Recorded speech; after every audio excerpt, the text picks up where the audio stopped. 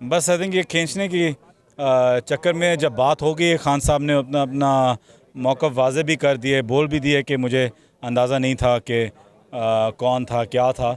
तो जब वो भी हो गया तो फिर आज काफ़ी था, इतने बड़े जज बैठे हुए हैं सारे, तो वो कर देते उस वक्त फ़ैसला।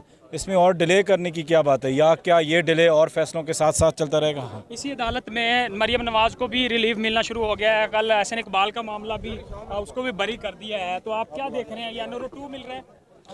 ये तो ज़ाहिरी बात है कि ये पूरी गेम चली थी सिर्फ एनआरओ के लिए, और जो पहले जो डील बनी थी और नेगोशिएशंस बनी थी वो बनी थी सिर्फ एनआरओ के लिए। तो वो ये इनका एक ही मौक़िफ़ था इस हुकूमत को, इम्पोर्टेड हुकूमत का इस वक्त। और मैं वाज़े तौर पे कहता हूँ, करप्शन इस दफ़ा अल्हम्दुलिल्लाह उनका मौक़िफ़ नहीं था जैसे बाकी हुकूमतों में उनका रहा है। इस दफ़ा था कि अपनी करप्शन को माफ़ कराना, नैब की कानून को तब्दील कराना और अपने केसेस ठीक करना कि ये पाकिस्तान में और जेल के बाहर रहने के काबिल हों। आखिर बता दें, खान साहब लॉन्ग मार्च के लिए हफ्ते की जो क्या प्लान कर रहे हैं, लॉन्ग मार्च के लिए आ रहे हैं इस्लामाबाद? देखें, लॉन्ग मार्च की